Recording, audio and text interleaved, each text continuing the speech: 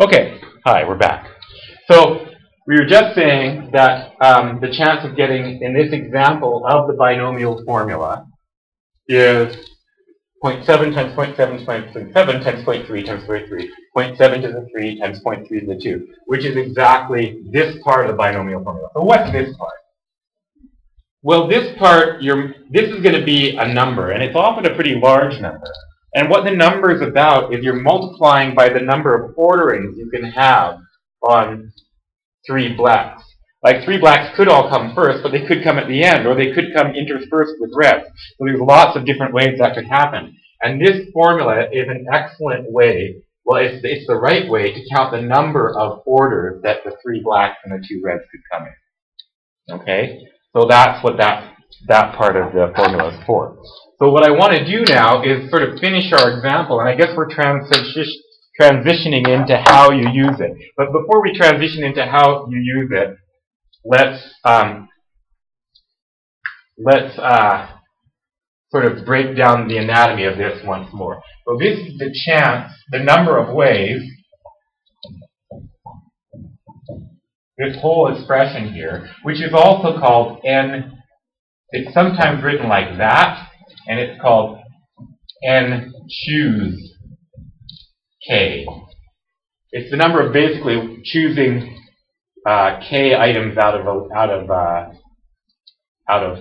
n items.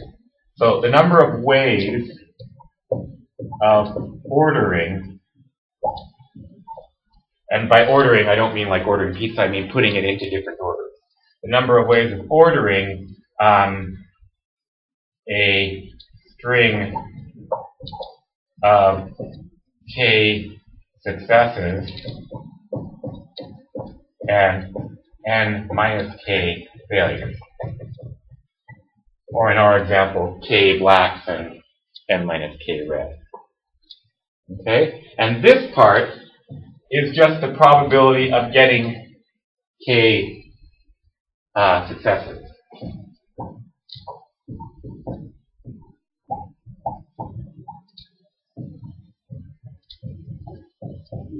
On k draws.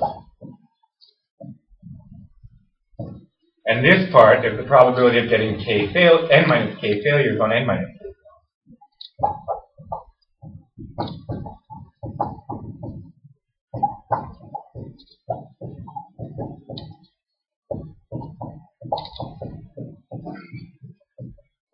So in other words, what we're doing here is we're sort of saying, okay, I'm going to specify which are the failures and which are the successes. Like here I said the first 3 are successes and the second 2 are, the third and fourth and fifth are failures. And I'll find the probability of getting just that particular ordering. And then I'll multiply by all the different orders. And that gives you the entire probability of getting exactly k successes. Okay? Alright, hopefully that was of any use. But I think what will really be useful is seeing how to apply it. So let's go to that now. So, in terms of how to apply it, so I'm going to erase some of this because I don't think we need all of this. But I guess I'll leave the formula.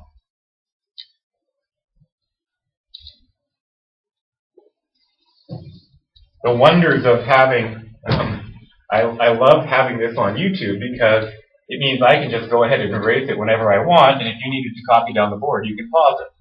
Yippee. I'm always having to check and see, oh, has everyone written it down yet? But not in this mode of delivery. Okay. So I'm going to try and touch that up a little bit because I erased some stuff and that doesn't look very good anymore. That's okay. That's a factorial. This is a factorial. And by the way, in case you don't remember what factorial means, factorial, basically 5 factorial means 5 times 4 times 3 times 2 times 1. 1 factorial is just 1. 0 factorial, weirdly enough, has to be 1. Don't ask. It's just the way it has to be to make the formula work. And that should be good. So don't erase it.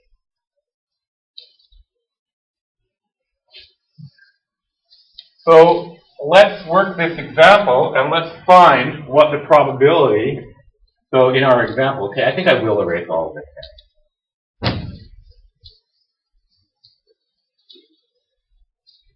I'll just rewrite that. So what's the probability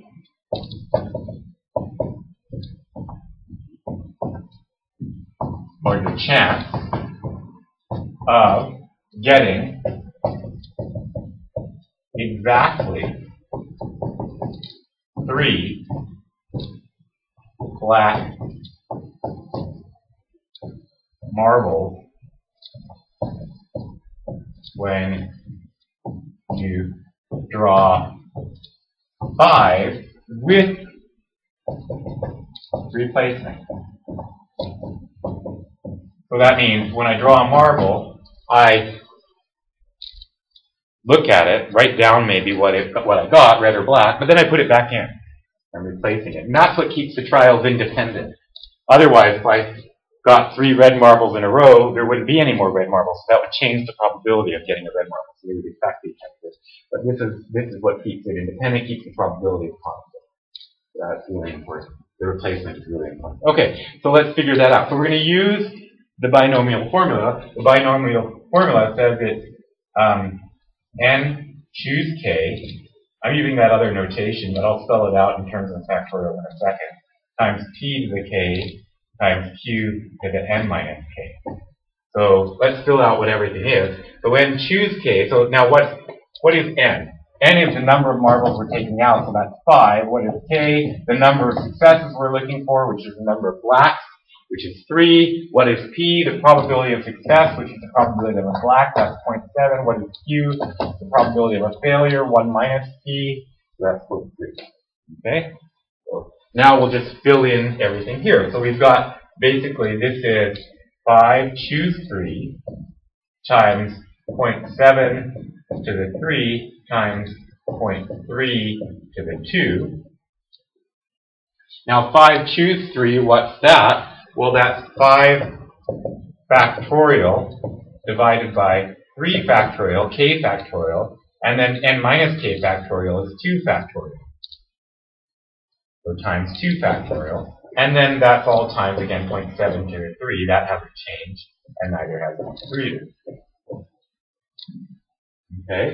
So now what's this? Now there's a nice trick with factorials, which is that if you write them out as multiplications,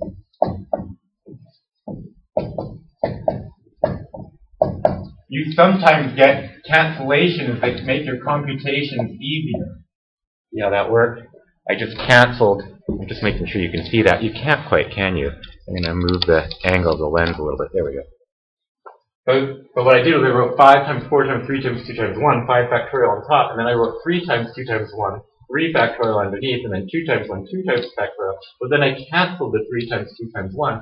So actually what I get here is 5 times 4 is 20 over 2, which is just 10. So that's what that all works out to. That complicated looking thing there just works out to 10.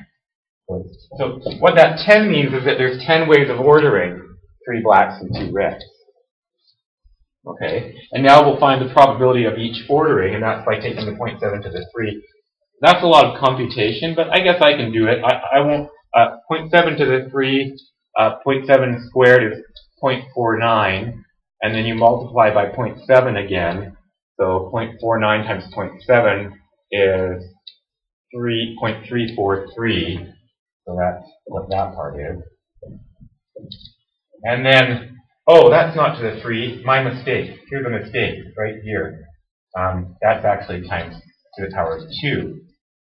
Probably some of you were wondering what the heck happened there. And 0.3 to the 2 is 0.09. So that's what goes there. And so now we've just got to multiply that all out. So let's see. That's going to be 0.27 plus 0.036 is 0.306 plus 0.0027. So 0.306 plus 0.0027 is 0.3087, or about 0.31. So the chance is about 31%.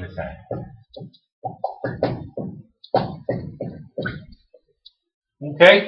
So what is that 31%? Well, it's the chance of getting, if I have 7 black balls in an urn and 3 red balls, it's the chance that when I take 5 balls out, I get, and replace in between, I get exactly 3 black balls.